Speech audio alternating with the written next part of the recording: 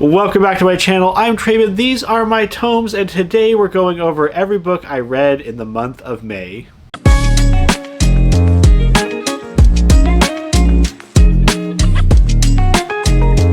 I have this month's arranged this time. We're going to do manga, graphic novels, books, and then I'm going to talk about what are my plans for June, because June is my first full month of summer vacation, so I've got plans for what I want to get read next month. Let's go ahead and kick things off with the manga, starting with You and I Are Polar Opposites Volume 2. Now, when I went over my 30 and 30 challenge, I don't think I actually talked about You and I Are Polar Opposites. This is a romance book, high school romance, and it is about two characters. One is very social and very outgoing, and one is very reserved and quiet. But they both have feelings for each other, and they get together. It's very cute. I liked it quite a bit. And I think it's only 8 or 9 volumes, something like that. So I do intend on continuing reading it. I will say my enjoyment of this might be in part because I don't read a lot of romance generally.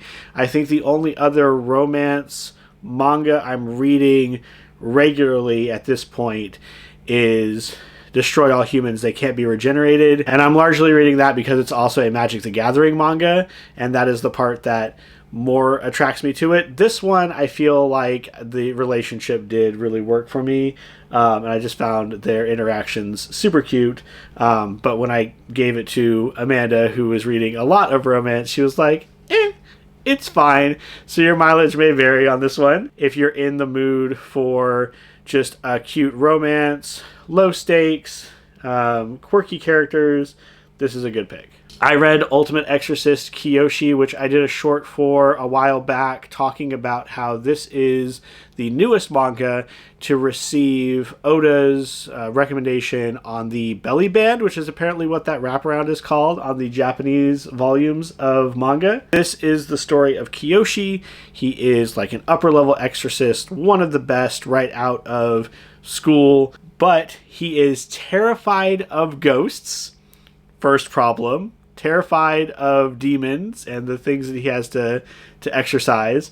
And then the second problem is he has 0 social skills. This manga really felt like the quintessential Shonen Jump action series startup with a lot of really fun characters and kind of setting up the story. I gave it 4 stars, but just like Apothecary Diaries, I could see this bumping up to 5 stars once we get more of the story loop going. This is mostly character setup and introducing our team. The writer for this one, Shuichi Usui, was a assistant under Eiichiro Oda, who writes One Piece, and that is why it got the endorsement.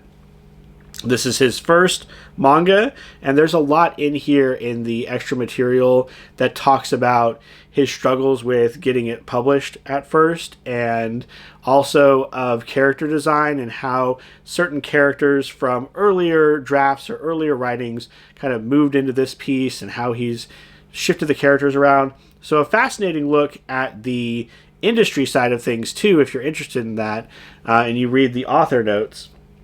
But like I said, if you're a fan of the shonen action hero genre, I think this is hitting all those notes that you're probably familiar with and doing it in a way that's very fun and engaging. Really enjoyed it. You should check it out. I read Kaiju Girl Caramelise number 8. At this point, the main character of this series has been sidelined, so we can focus on some development of the supporting cast, which, depending on your feelings toward the manga as a whole, might be a little bit of a turnoff.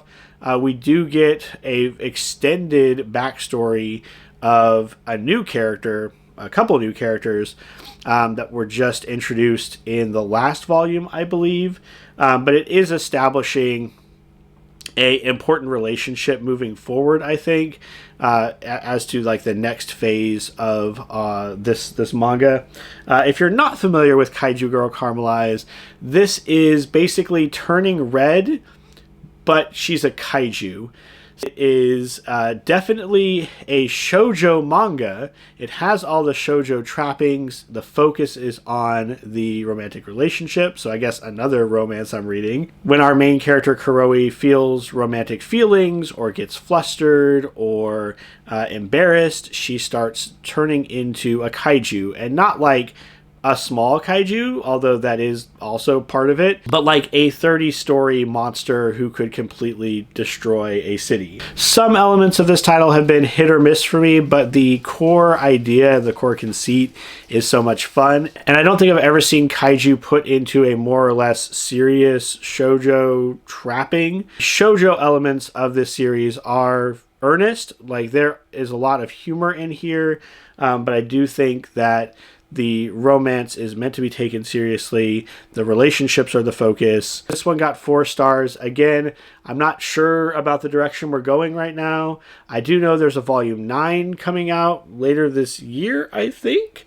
But the gap between 7 and 8 was really long, which the author also mentions in the material here, promising that the next volume will be a faster turnaround. I read Chainsaw Man 16 through 20, which gets me current for the series until I think literally tomorrow when volume 21 comes out. This is one that I've been meaning to catch up on for a while. It was my runner-up in my manga tournament that I ran at the very beginning of this channel, and I'm still very much enjoying the ride. I can definitely see some people not enjoying where the story is going because the thrust of part 2 of the series, which started off around, I think, volume 11, is very different from part 1, but it's still hitting all the same kind of beats and trappings that it's been doing so far. There's a lot of talk here from Denji about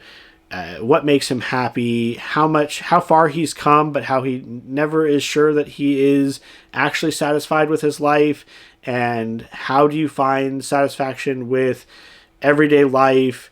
Why is he pursuing being Chainsaw Man? And these are some fairly deep philosophical questions, but they're couched in both over-the-top violence and offbeat and often crass humor. So I don't think this is going to work for everyone. I can definitely see why it is as popular as it is, because the action beats are a lot of fun, and I do think the character development is solid, but I can also see a lot of people being turned off by the humor. I do feel like there's a disconnect between part 1 and part 2 that I wish wasn't as pronounced. I do believe that gap is the point where the mangaka took a break and wrote Goodbye Eri and Look Back, which are both excellent, by the way. So I could see where a disconnect in the story would mirror a disconnect in writing both parts. But generally, if you've gotten this far into the series, I think you'll still enjoy what's going on. I'm still entertained by this. It's still fun. It hits a very unique place in my collection as far as this dark horror comedy, and I don't think anything is quite doing what Chainsaw Man is doing. I read Eyeshield 21, volumes 36 and 37, which is the conclusion of Eyeshield 21. 21 years later, I have finished this series that I have been touting as one that is ahead of its time in the sports shonen genre. Unfortunately, I do think this last arc, which is the high school, the high school all-star tournament, is the weakest arc of the entire story, and because it comes after the sort of main thrust of the entire promise of the early part of the manga, it feels not only disappointing but also completely unnecessary. I will get more into this on a follow-up video because I do intend on making a treasure tomes for this, despite it kind of petering out at the end. Manga endings, they're not always great. If you've never heard of Eyeshield 21 before and you are into offbeat sports manga, this is a really good pick. I do think this was something that was ahead of its time. It is not a serious look at American football, but it is one that I think maintains the fun and energy that it started with, has an amazing cast of characters, and is helmed by a writer who has a very strong sense of how to make each moment exciting and meaningful and develop characters through the game. 3 stars for these 2 volumes. Now we are going to move on to graphic novels, starting with Batman Dark Patterns, which was billed as Batman facing street-level crime in his early career. I really enjoyed the way that this kind of melded shorter stories into a longer mystery. This is a 12-issue miniseries that is split across, I think, 4 different mini arcs, essentially.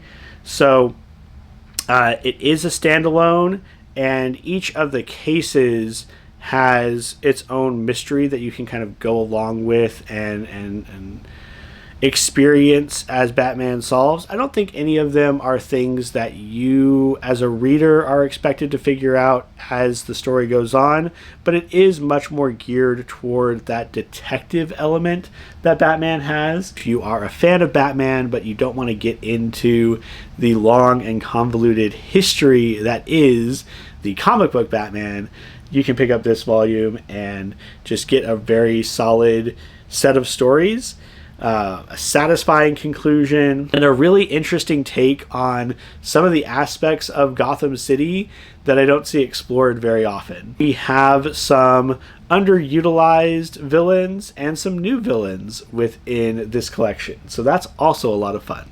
I gave this one 4 stars. Definitely worth a read if you want to explore some of the darker and grittier aspects of Batman and see him deal with street-level criminals. But what if I want my Batman title a little more over the top and ridiculous while still maintaining the core of the character?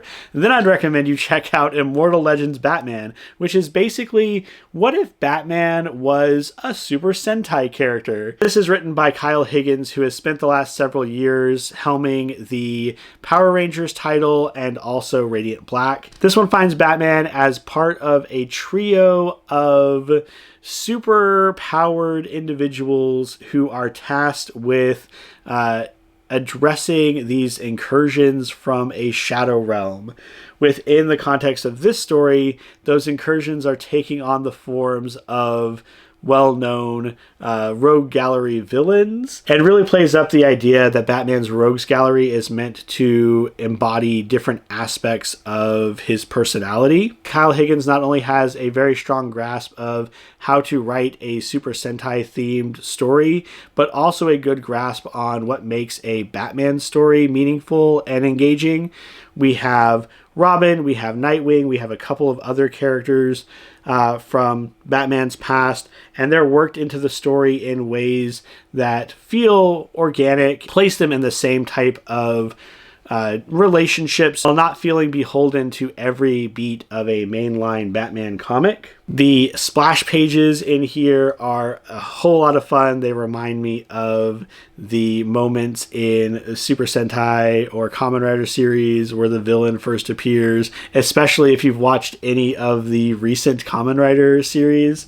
It definitely is giving me those vibes. This also contains one of the best single comic issues from last year, which is Immortal Legends Batman issue 3, in which Batman has to fight against the Riddler of this world, and there are actual puzzles for you to solve as Batman goes about the investigation. So that was super cool. I remember being so impressed with it and having so much fun when that first came out. I think, it's only like 20 something pages, but I want to say it took me like an hour and a half or something like that to get through, just because I was so invested in, like, I have to figure out how to solve this puzzle so that I can prove I'm anywhere near as intelligent as Batman, right?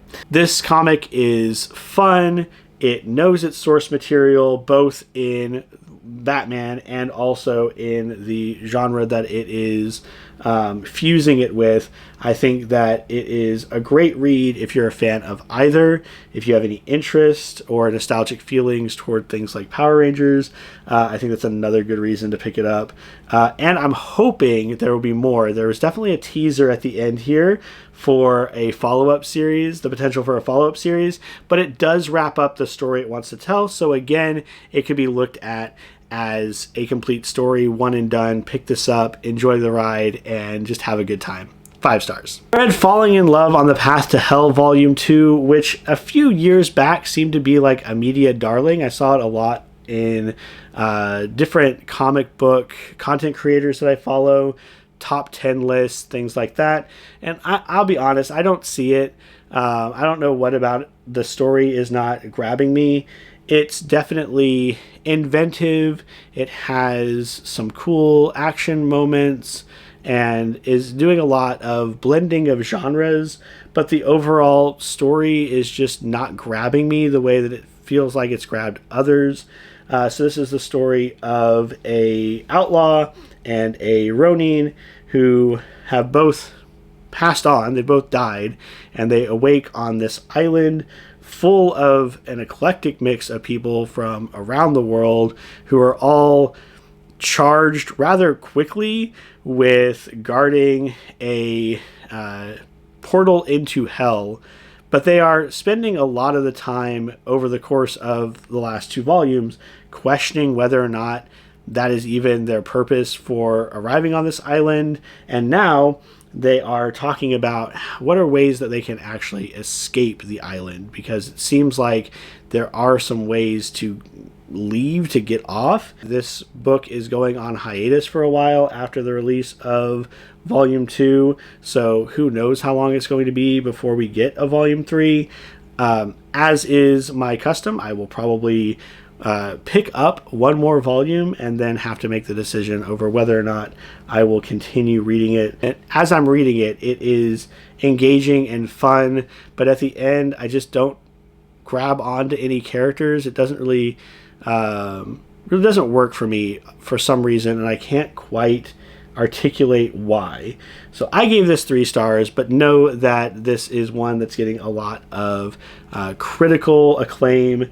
If the story, the premise sounds interesting to you, I encourage you to pick it up, give it a shot, see how you like it, but it's one that I'm not sure I'm going to continue pursuing. I read Exquisite Corpses Volume 2, which is a James Tynion title, sort of. I'm not quite sure how this is working because every volume, every issue, in fact, has a different author and writer credit than any issue that came before it. So it seems like Tynion kind of set up this story. He has an idea of the general layout, so kind of like a showrunner, and then he's passing it off to these different artist friends and writer friends to continue the story and fill in the rest of the plot. Again, not quite sure how that's working, but I'm definitely on board and engaged with this one. This is a Battle Royale style setup. Representatives of the 13 original colonies are in some way controlling the entire world, and as part of that, they occasionally isolate a town, send in a representative assassin or killer for their family to have a battle royale in that town, and the last one standing is then the kind of arbiter of this secret cabal of powerful families. Some of the combatants being very gleeful murderers, some being more thoughtful and tactical individuals trying to play a longer game. You get that echoed in these scenes with the families who are observing all of this on, closed circuit TV. You get kind of their machinations. You get a little hint of the animosity some of the families feel toward each other, and what are their ultimate goals. It's definitely over the top and violent, and at parts almost silly. All of the combatants here have some sort of gimmick, have some sort of theming to them, which I think, again, kind of pushes against the reality of it. This is kind of tongue-in-cheek and goofy. It's got a lot of the Tynian hallmarks, the secret cabal, government, shadowy organization, those types of things crop up in his writing a lot.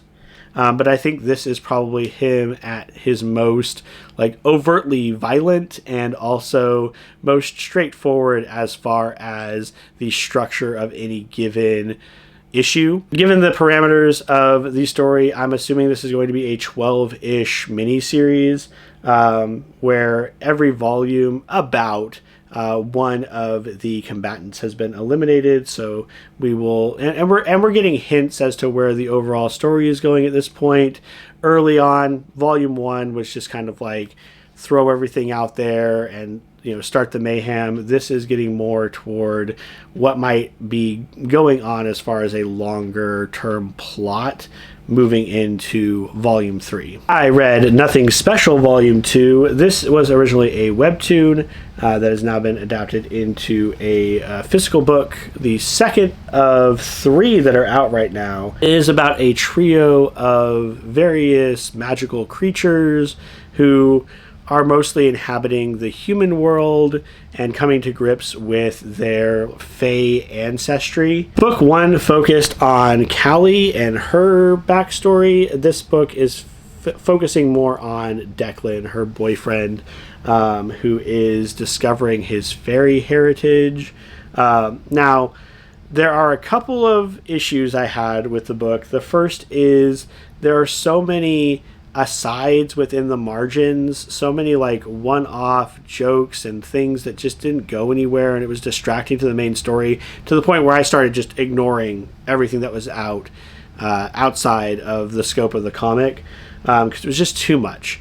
The other thing that I will say about this volume is, while you might look at this as a good volume for character development, possibly relationship building between our two principal characters, I also feel like not a whole lot happens within this entire volume, which is quite a bit. It's 300 pages.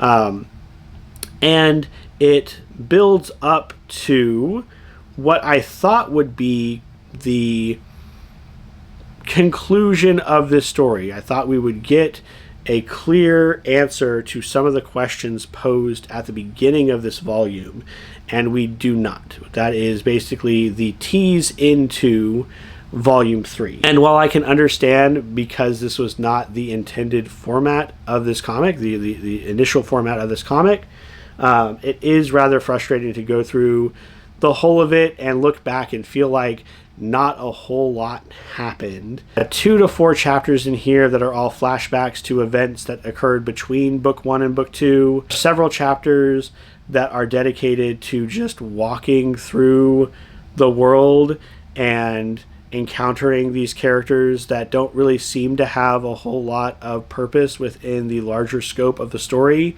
while not really doing much to develop the other characters, the ones that we're actually following. Wound up as a 3 for me. This is going to be another one where I'm going to pick up volume 3, going to give it a try, and if it's doing the same as volume 2, if I don't find anything to catch my interest in that one, this will be another one that I end up dropping, unfortunately. I really liked volume 1. Volume 2 I do think is kind of a step back. Hopefully we'll get something more engaging and interesting with volume 3. Let's talk about books for this month. This month I focused a lot on trying to clear up my 26 for 2026 challenge. So a lot of these come off of that list. The other big chunk that I was taking care of are my book subscription box books from Caffeine and Legends. So a good number of books that I read this month fall into one of those two categories. We're going to start off with Make Believe on Telling Stories to Children by Mac Barnett.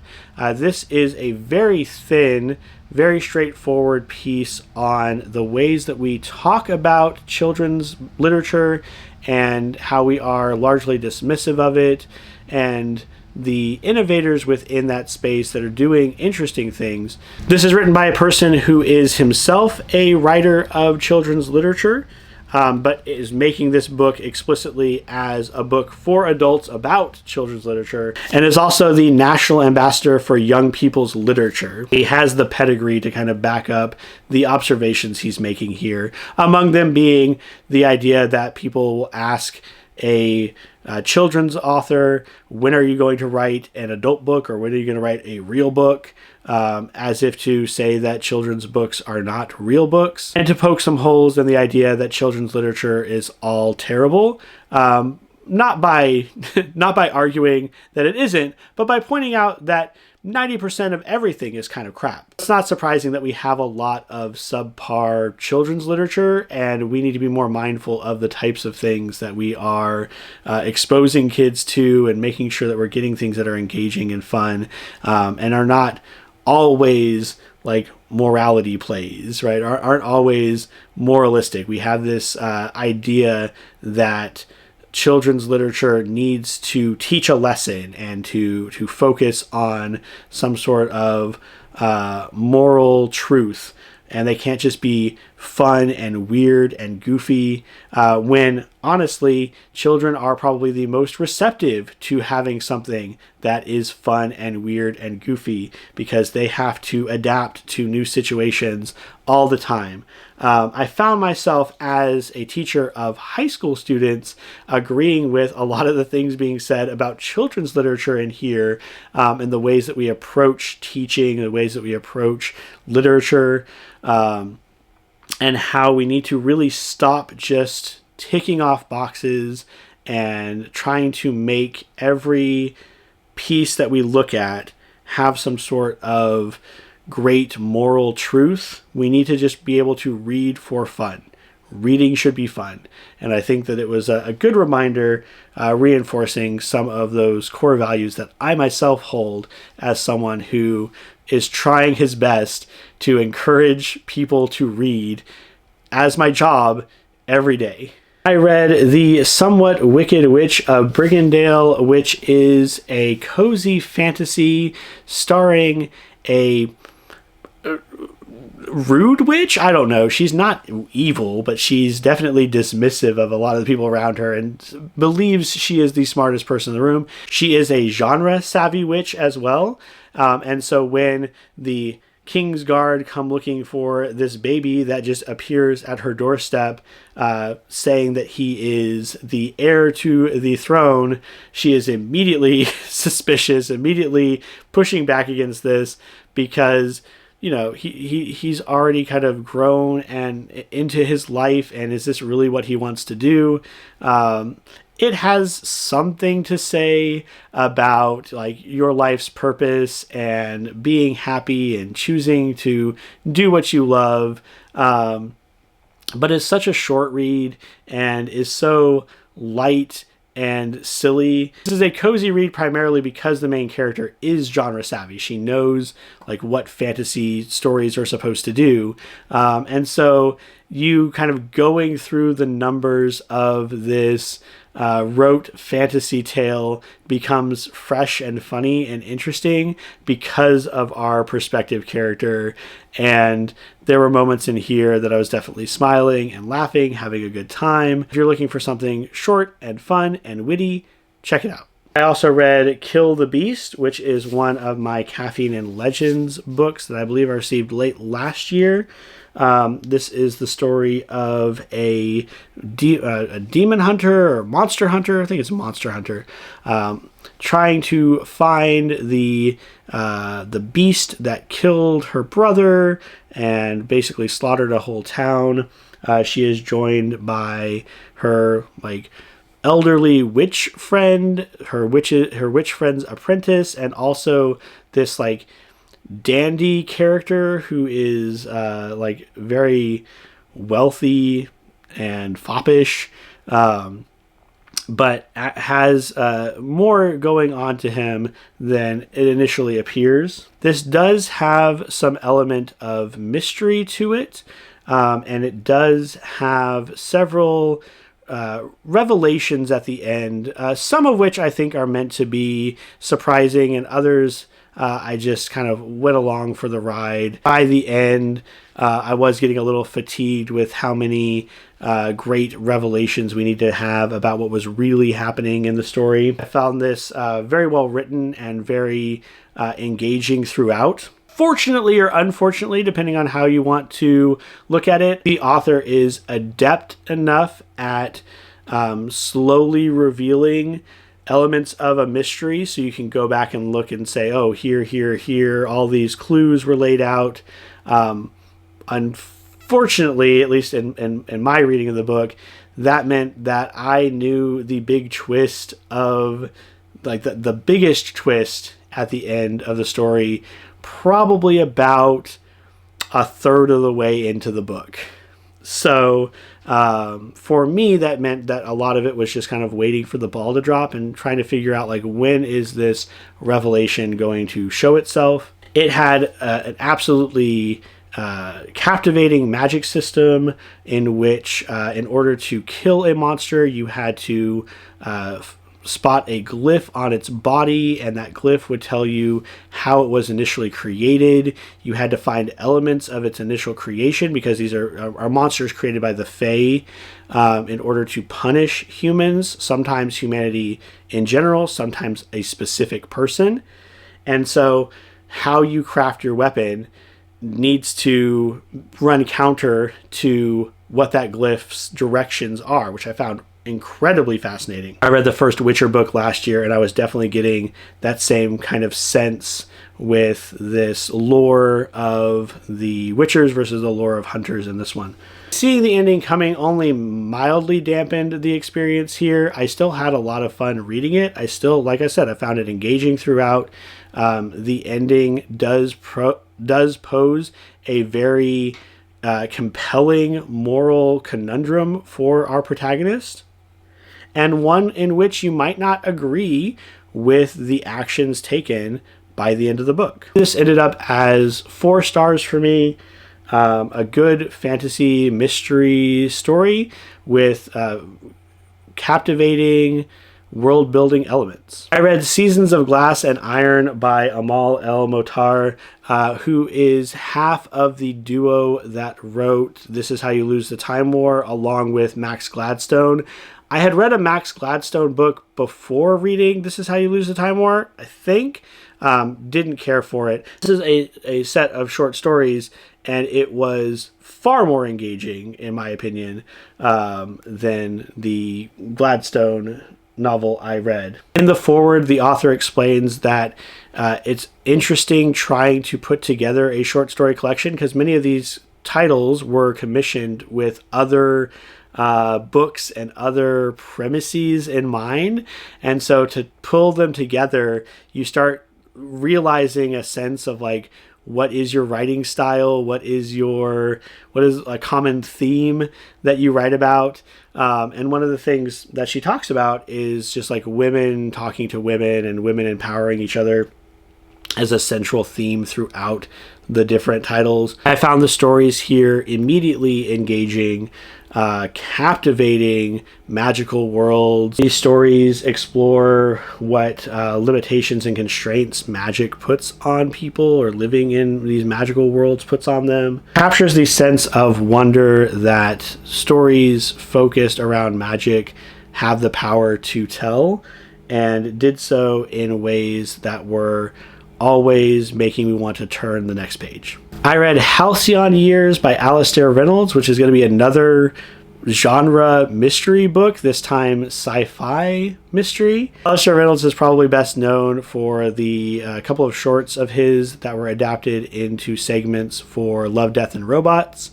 But from what I've read of him, a lot of his writing tends to be very hard sci-fi, which means incredibly technical, very much based in real science. I feel like of everything I've read from him, this feels like the most approachable. You need to understand the technical elements of this futuristic society in order to engage with the plot, find the mystery engaging, or follow what is happening from beat to beat. Very much feels like a neo-noir set in a space colony that is rocketing toward the nearest habitable planet we could find, along with all the trappings of noir, like the femme fatale, the washed up investigator. You see that very early on in the story. And then we do some unique things with the concept of the past, which is also often a trapping of noir films. This idea of like a dark past, or in some cases something like amnesia, that type of thing, and realizing the truth of the protagonist's life. We do some fun stuff with that as well. Overall, even if you're not a big fan of sci-fi, you're not into the hard sci-fi genre, I think you'd get enjoyment out of this, even if you're just a fan of noir, or you're a fan of mystery. You just want to have a mystery story to look at that's going to maybe break up the monotony of the contemporary detective fiction that I feel like the genre is mostly comprised of. 4 stars for this one. I probably could have done with a little bit more of the sci-fi angle to it, but I found the mystery compelling and the characters a lot of fun. I read the Geomagician, which I guess would best be categorized as historical fiction. I don't know. When I think historical fiction, I think set in the past but deals with characters that weren't real. This is kind of the exact opposite of that, in which we have characters who are based on real-life paleontologists, but they're inhabiting a world in which magic is primarily generated and powered by fossils. When Mary Anning finds a pterodactyl egg and it suddenly hatches, we have to start questioning exactly how the magic in this world works and what is going on. A lot of focus on the kind of political intrigue of the Geomagical Society, which is of course a stand-in for the the Paleontology Society that Mary Anning was famously barred from, despite her having probably more expertise than most of the actual real-life historical members of that group. Here, the same kind of thing plays out, where Mary Anning has a much stronger grasp of not only paleontology but also geomagic, I guess is what we would call it. Spend a lot of time with kind of the machinations of this group and its different back and forths, its internal struggles, the overall struggle between science and religion is in here as well. I felt like it was a lot, and again, I found it odd that we wanted to set this as actual paleontologists in this crazy magic world. But it was a fun ride. The end does get a bit tropey, and the villain reveal borders on a little over the top, almost like mustache twirlingly evil. It ends with walking back a little bit of the progress we have made to allow the sequel room to breathe. This is going to be a duology. I'm invested. I want to pick up the sequel. So I don't know if Mary Anning but with magic sounds cool to you. If you like dinosaurs, if you like I guess political intrigue, essentially. Any of those things you can find in this book. It's got a lot going on. It was an easy read, not too challenging to get through despite its length. Maybe drags a little in the middle, but overall an engaging read. 4 stars for the Geomagician. I read Japanese Gothic by Kylie Lee Baker. I did not enjoy the last book I read from Baker. It was another duology, another first book in a duology that I got from a Fairy Loot box. And just did not jive with. I did not care for the ending. So I was pleasantly surprised at just how engaging I found Japanese Gothic. Now, it has Gothic in the name, so when you pick this up, you should expect it to have kind of a slow burn, at times meandering plot, a lot of building up of dread and intrigue, but with the story of two people inhabiting the same house, centuries apart, and essentially seeing each other as ghosts in their respective times. It also has these interludes that are the story of Urashima Taro, and I was horrendously confused for about 80% of the book how that was going to play a factor at all in the story of these people's lives. But it came together in a really fascinating way, a really creative ending to this story. And man, I can't think of another book that does as much to kind of marry the Gothic horror elements to traditional Japanese folk tales.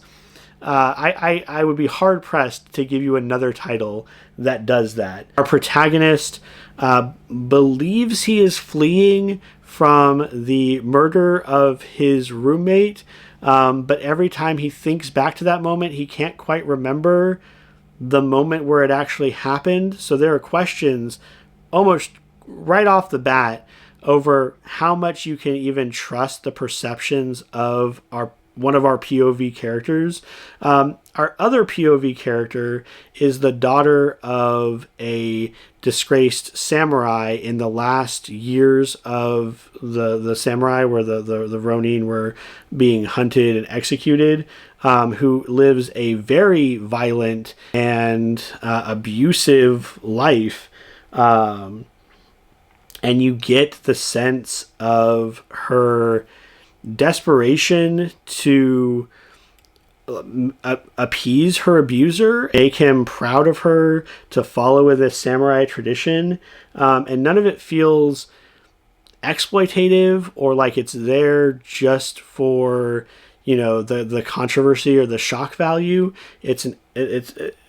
These two broken characters is a very good meditation on their inner thoughts and the things that push them to lead these lives where they have very little agency, where they can't trust their own senses. And it culminates, like I said, in an ending that I did not see coming until right before the reveal. Very cool stuff. And also a standalone book, another one and done. So great read, 5 stars, almost certainly the best horror book I've read so far this year. And definitely up there as far as how much enjoyment I got from the read. And lastly, we have The Last Contract of Isako. This is another kind of futuristic fusion, this time of like samurai values and corporate machinations. There's essentially a colony on this planet that is very slowly going through the terraforming process. Everyone lives under a bubble, and when you are retired, you have to walk out into the sub-freezing temperatures of the planet's surface to face your death. There are contractors who very much have, who are very much coded as samurai with a very strict, again, like a code of honor that they follow with how they go about fulfilling their contracts. And the story follows Isako, who is basically very quickly made a Ronin and then contracted to a new person who gives her one last assignment before she can basically retire. I was with this book for about the first third, and then there's a moment where we get to like the right before the climax of the story, and we have a flashback point of view shift to a different character so we can go through the motions of explaining what happened to him over the course of several years leading up to the moment that we left from, only to then have the story kind of meander for the last third, and honestly not go anywhere. And that was the most frustrating thing for me reading this book. I found Isako as a character very interesting. I honestly even found our second POV character, who I won't name because it's a little bit of a spoiler. I found them, initially I was very put off that we were going back and treading over this, but there were definitely aspects of that character's story that I also found engaging. The problem is that his chapters are meant to serve as kind of a revelation for what has really been going on over the course of the last several years. The problem is, much like with Kill the Beast, by the time we hit that climax part where we went into the huge flashback, I already figured it out. They had already dropped so many hints as to what was happening that I don't think it is unreasonable for you to draw the conclusion of what's really going on in the story, especially with the moment that happens right before the flashback. So the flashback serves the purpose of being revelatory for something that you already know.